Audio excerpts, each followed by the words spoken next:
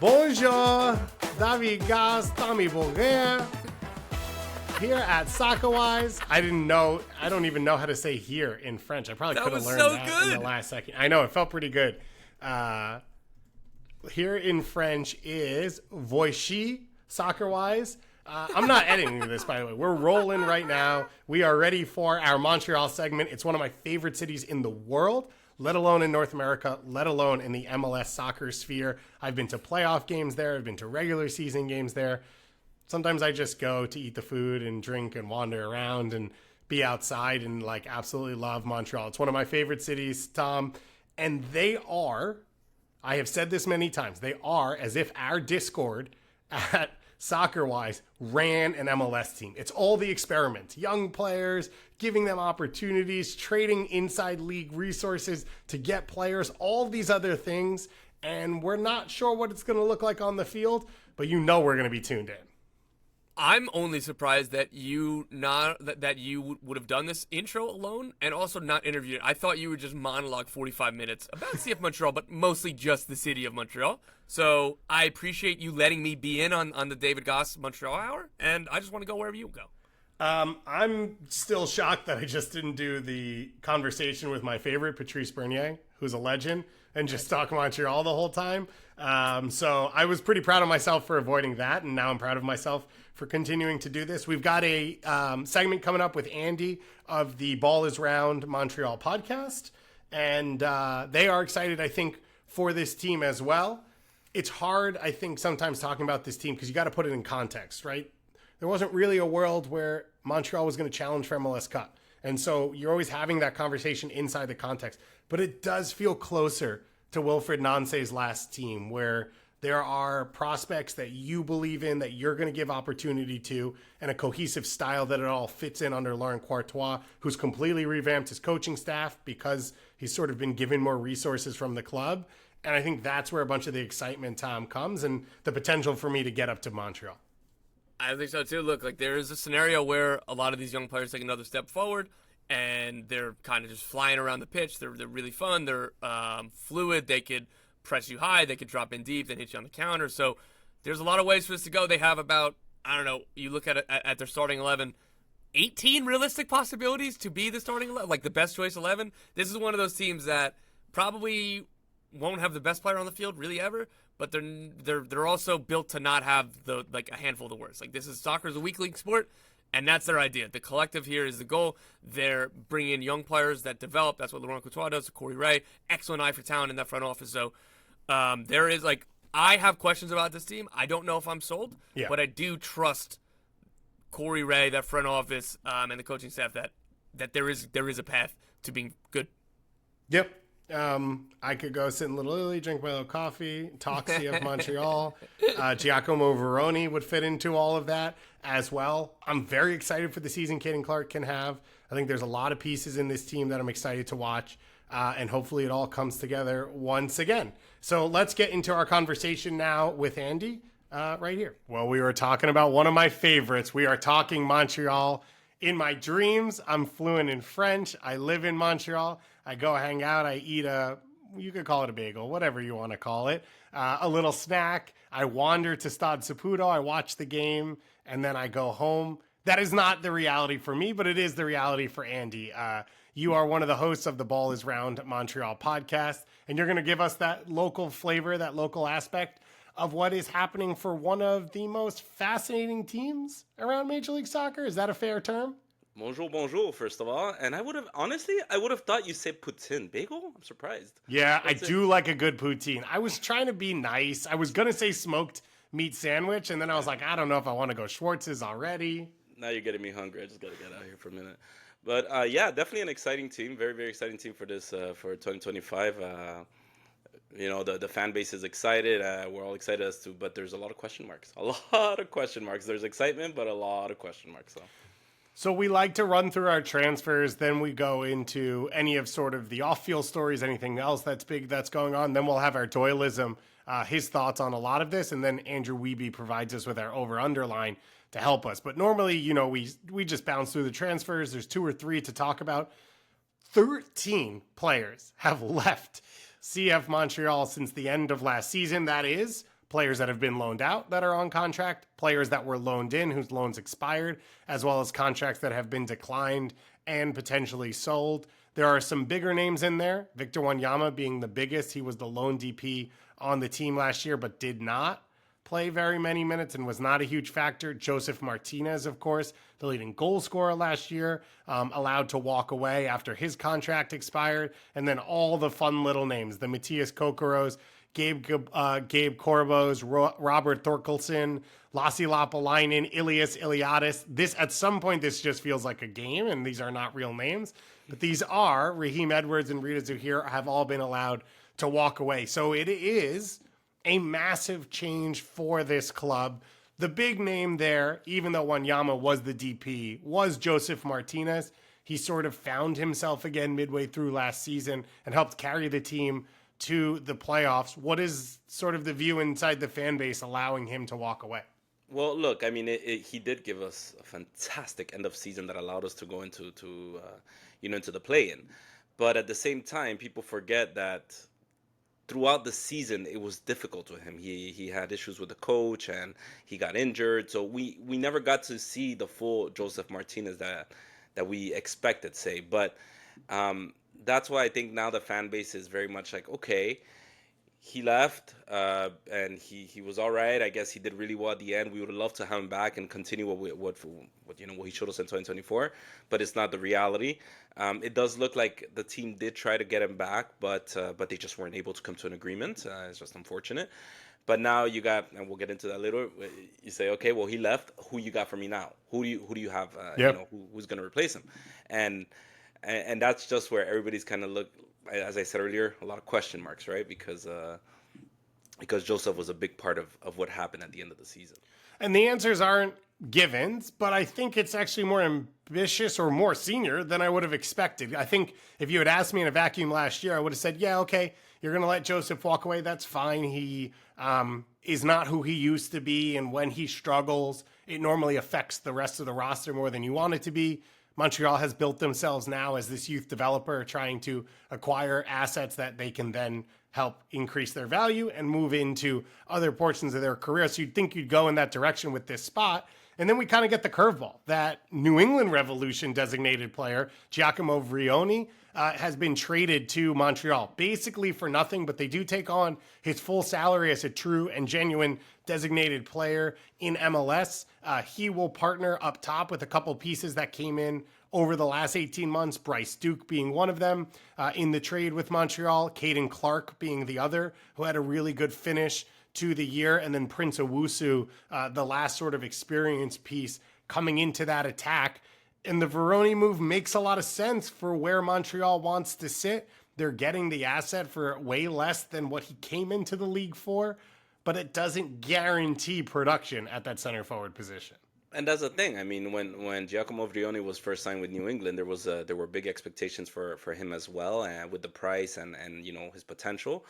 But there's a lot of question marks again. Is he going to be able to? Is it a change of environment? Is maybe the kind of soccer that CF Montreal likes to play more fit to what the way he likes to play as well? Is that going to really be the in French we say the déclencheur, the thing that's going to really let him produce what he's capable of producing? And that's something that David, as it is right now, he hasn't been practicing with the team. I'm talking about today. I don't know if in the next few days it'll come out that he's been on the side and not injured. He hasn't come in with an injury into this that was disclosed at least by the team, but he's been supposedly catching up to the team, their shape, their shape, but at the same time, like it's taking a long time. We're 2 weeks away now. Today we're like 2 weeks away from we have one more preseason game, and that's it. And then we have the season started. So definitely a big name, definitely a big price to pay. But is he going to be available on the first day? Is this going to be a bigger thing than we thought it would be? So we'll see. Question marks. And he wouldn't be the first designated player striker to not fit in one spot in MLS and find his feet somewhere else.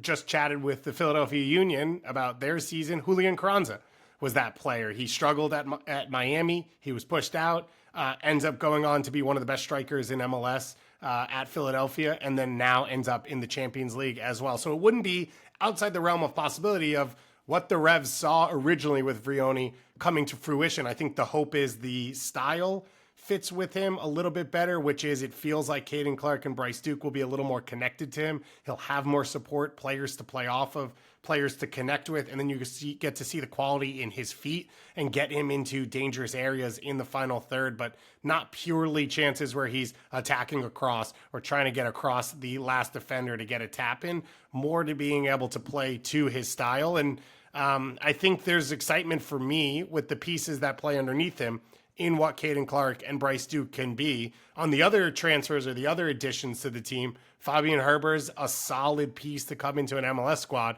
And then Jalen Neal is sort of the big fancy or is the big shiny piece. Jaquil Marshall-Ruddy was brought in last year as a big-time homegrown prospect. And now Jalen Neal, brought in for $750,000 allocation money from the LA Galaxy, is the big get for this team in terms of who they want to be developing players like that. Absolutely, and you know what? That's something that kind of what you mentioned, David, is the success that CF Montreal. You've mentioned examples in Philadelphia and all that, but in recent memory, CF Montreal has had a lot of success finding these players that did not fit in a team. Caden Clark. We talk about Georgi Mihailovic in Chicago. We talk about a lot of players that Alistair Johnston. Alistair Johnston that found success here in CF Montreal. So they've been doing really well in that department, and it's worked out. So. Yes, I say question marks, but they do have a track history of doing it right. So it's the first year, David, and I don't know how long that we have actually some stability in coaching. So that might actually make a difference. But yeah, it's definitely promising and exciting. And yes, Caden Clark, we can't wait for the Caden Clark show to continue because that's he gave us something very exciting last season with everybody focused on Joseph Martinez, but Caden Clark definitely turned that midfield upside down with his performances. The coaching continuity is Laurent Courtois coming back for his second year after Wilfried Nancy left, and before that around the Hernan Losada things and Thierry Henry, and there's been a lot of up and down. What do you make of Laurent Courtois at this point in his tenure, and sort of what's the feeling on him in the fan base? Well, look, I mean, it's the fan base, like I said, are feeling that finally there's some continuity. We're not starting from zero, right? There's something else, though. They flipped around the staff around Laurent Courtois. The only staff that they kept was the assistant coach, David Sauvry. But beyond that, they got rid of all the other coaches, and one of the coaches actually got sent to the academy. And they brought in Marco Donadel. They brought I'm sorry if I don't say their name correctly, Kobe Johnson, and then there's Taliandia as well that coached in Columbus Crew. And these are coaches that you know. Marco Donadel, before Laurent Courtois was hired, Marco Donadel was actually a candidate to be hired for CF Montreal. So a lot of people were questioning that. So a lot of people are saying like this is pretty obvious to everyone that the moment something doesn't go right, we're putting the next guy in. Marco Donadel is naturally going to replace Laurent Courtois. So that's what a lot of people are keeping an eye on. But it doesn't take away from the fact that he did manage to make something out of nothing last season when he had that really, really bad run. We got eliminated out of the Canadian Championship too by Forge, and so he really managed to flip the script in his favor and give us a chance at least during the season.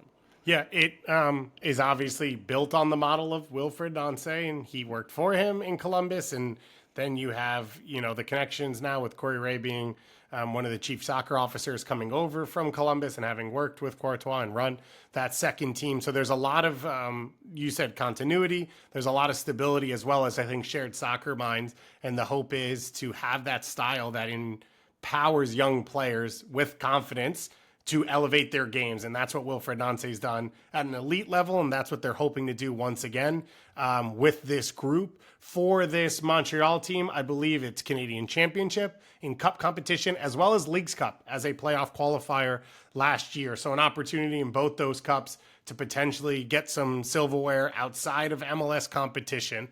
Let's go to our Doyleism, and then we'll dig in a little bit more. The fact that there is a team that is going about their roster building the way Montreal are going about their roster building, honestly, it delights me to no end. I think it makes the league more fun to follow because guys like Caden Clark, Jaquil Marshall-Ruddy, even Bryce Duke, they're fun players, and they weren't going to get their chance elsewhere. That was pretty obvious, or they weren't able to take their chance elsewhere in some cases. But they have, to a degree, with this Montreal side who made the postseason last year, and they were all those players a pretty big part of it. That's fun.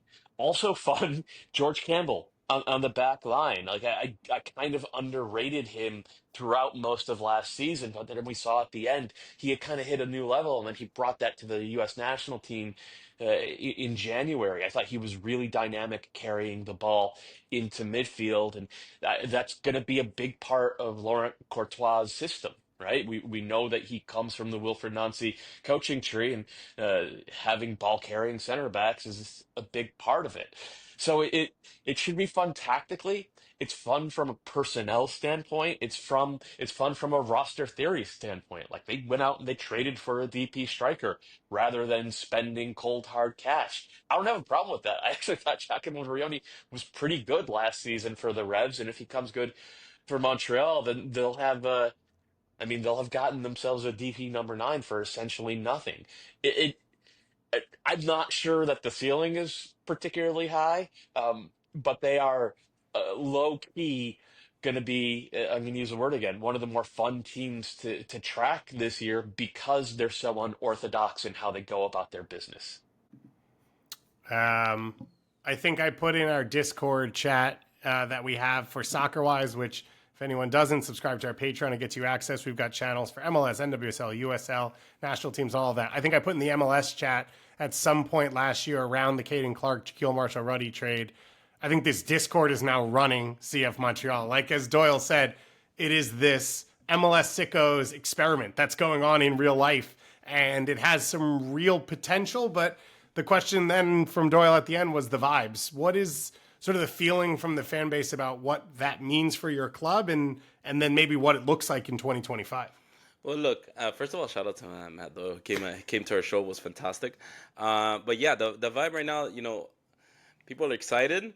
They're excited about the signings. They're excited about George Campbell. They're excited that these two, Jalen Neal and George Campbell, might be the next big thing for the U.S. men's national team, the pillars, and that's exciting to have them in Montreal and see them grow. George Campbell has taken leaps and bounds under Laurent Courtois, and I think that scheme fits him somewhere where we maybe saw a little slower development with Hernan Losada the year before that. But yeah, absolutely, the vibe right now is that we're very very excited about the potential and the fact that, as he said, some of these signings we got them next to nothing because they seem to be monitoring closely situations like what's going on with that guy, why hasn't he played.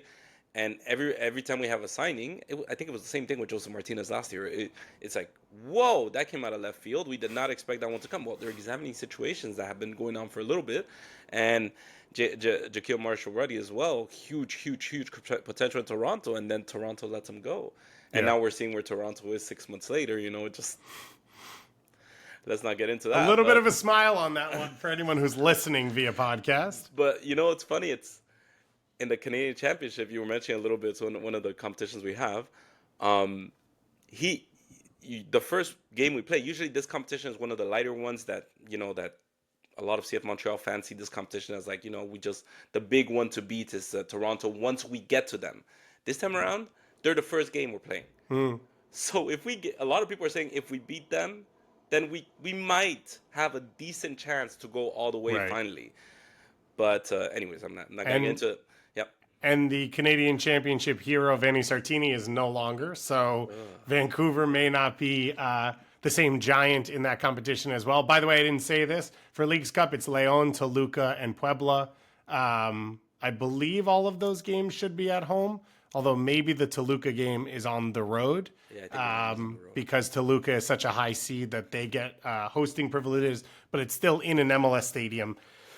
After all of that, I'm really glad I was able to get through that. The Leagues Cup stuff is fascinating for sure. The excitement, I think, for Doyle with George Campbell, I was excited when they picked him up in the trade. I thought it made a lot of sense for the team to get players like that. And then Jalen Neal, the idea for me in watching him in a 3 center back setup is exciting because I think he struggled with some of the responsibilities at the LA Galaxy, where now he'll have a little bit more support. So at the Galaxy, he struggled with some physical 50-50s. There was a lot of ground he had to cover as one of 2 center backs in a team that pushed their fullback forward. Now he'll have Joel Waterman next to him. Now he'll have George Campbell next to him, Sam Piette in front of him. It's the right spot, I think, for a young center back who can show now his best attributes, stepping into the midfield in possession, going and winning the ball early and restarting attacks. And I think that's where Montreal looked out. And as you said, monitored the situation. They know the Galaxy are in cap trouble. They know that they have to get rid of something. He's the best prospect. You approach them with what ends up being a pretty reasonable deal when we see all the numbers that are flying around. And they brought in, I think, a really exciting piece. It's definitely, like you said, one of those exciting pieces that the players that are coming here, JMR, he like Jakilmar Shoruddy or Jay Lenio, they're not coming because necessarily they love Montreal, but they know that the thing that they'll have here that they might not have in their team currently, that is worth doing the jump to a place where it, as I mentioned to you earlier, David, where it can snow 40 centimeters, and we can go below 40. The only reason why it's actually worth making that move is because they're going to be able to play, David. They're going to be able to have minutes, and they're going to be able to develop, and the organization is going to be patient. But as you mentioned, the patience also kind of runs short sometimes when like the long list of 13 players that you saw that got released. Patience only goes so far, right? So, but yeah, they're very, very exciting. I completely agree with Matt, but yeah, it's situations like Dante Sealy as well. There's they've taken some flyers on Dante Sealy, Brandon Craig, Luca Petrasso, similar but not the same profile, probably just an MLS roster player. Those are all these pieces that they've put in and said, like, whatever we get from them is great. One of the ones we haven't talked about, which I think we should mention before we get to Weeby's over-underline, is Nathan Saliba, because he is the heir of Ismail Kone and Georgi Mihailovic before him, but really the one like out of the academy into the first team piece. And I think his ceiling is very, very high. We know there's been connections already with teams overseas of a potential sale. What do you make of the season he could have and how long he'll be in Montreal? Well, there's a way to approach this, okay? So there's the expectation that the fans have for all the players like Jalen Neal that come in with potential, Caden Clark and all that. But Nathan Saliba, it's not like the rest of them. It's higher. He has to go, and he needs to take that next step. This next season, he needs to be MVP every single game. The reason being is because he's a local kid. He's their pride. He's the pride of Montreal, right? So definitely a big season for him. Has had 2 full seasons, even though last season was cut short by a few games with the concussion protocol and a few injuries. But he's shown, again, during those 6-game run, he had a fantastic goal. He was very involved in the game. So again, if he can continue that, he did really well under Hernando Losada as well during his first full season as a pro. And he's just been developing, taking leaps. So the early reports from training camp is that he hasn't impressed much. But again, it's training camp, and a lot of things can change once the whistle blows on February 22nd, right? So, so yeah, it's definitely one of those exciting projects that a lot of people are saying he should be sold by the summer, because that's how much he's already been linked to teams in Europe, but I think they weren't pitching enough for him, and so that's it. I think he's got a tremendous roof over him. Tremendous potential. Yeah. And he is, as you say, I think he's a really high prospect. I think there's a place in Canada's midfield that he could fill as well. He was miscast as a 10 when he first came into the pro ranks, and that wasn't his fault. And now that he's played a little bit deeper, and that's part of why I like Caden Clark and Bryce Duke being in this team. It puts him back in the right position. There's a lot to like about all of that. There are question marks around all of these pieces. You don't know how they'll perform. There's not givens. Otherwise, they probably wouldn't have been available for what they were available for, or they may not be on this Montreal roster. But that is, I think, part of what Doyle says in the fun, is you don't know what you're going to get. And if it hits good, it's going to be awesome. And if not, it might be a bit of a car crash, which might be entertaining as well to people from afar. I had scheduled in a 47 minutes about Jules Anthony Volsant, but I'll save that for next time that we talk. And let's go to our prediction line from Andrew Wiebe. He says, will the top scorer be over 10.5 goals in MLS competitions, over or under? So his point is, will the top scorer this year be equal to or better than Joseph Martinez? I put in alongside that, if we want to guess who we think that will be, but you can start just with Wiebe's question of do you think that top scorer will go over 10.5 goals? I do. If we have, if the proper, based on the signings that we've made recently, it does seem like these players do like to cross the ball. They need to be accurate crossers. So yeah, I'll go. Yeah, they'll go over what Joseph Martinez did. Yeah, I think so. The same. I think Giacomo Veroni will be over that number. Like Doyle, I like some of what I see from him. This feels like a vote of confidence, even with the trepidation, as you mentioned, of not being sort of hitting the ground running. It's a long season. There's going to be a lot of opportunities. I also think Caden Clark will get around that number. Like we have seen when he gets consistent run of minutes, he scores goals. He sometimes scores stunners, and other times he'll pop up. He's always making a far post run. He's always he's always working hard to get in the box. I had a chance to see him in person for the Venezuela friendly in January down here in Miami, and I thought he was just uber aggressive, constantly making defenders work. And over the course of a full MLS season, that's going to get you a lot of opportunities. The physical aspects have always been there, right? He's high-level trainer, can run a ton of high-level sprints throughout a game, all that type of stuff. And I think now that he's had that dip in his career, he sort of understands where he needs to be focused to make sure it doesn't happen again. He had the highs, sold to Europe, didn't work out, comes back around. Minnesota wasn't the right spot. And now it feels like mentally he's in the right place to take advantage. So I'm going to go over, and I'm going to say both of them go over. I think you get 2 double-digit scorers on this Montreal roster this year. If you want to follow things in Montreal, you should follow Andy on social media, and then you should go and listen to the Ball is Round Montreal podcast as well. If you are new to us because you're a Montreal fan, welcome to Soccer Wise. We stream live 3 times a week covering MLS and NWSL, as well as NSL as it comes around. We cover all things soccer, lower divisions, international, everything else in North America. So welcome. I hope you enjoyed it. And Andy, let's do this again soon. Yes, let's go.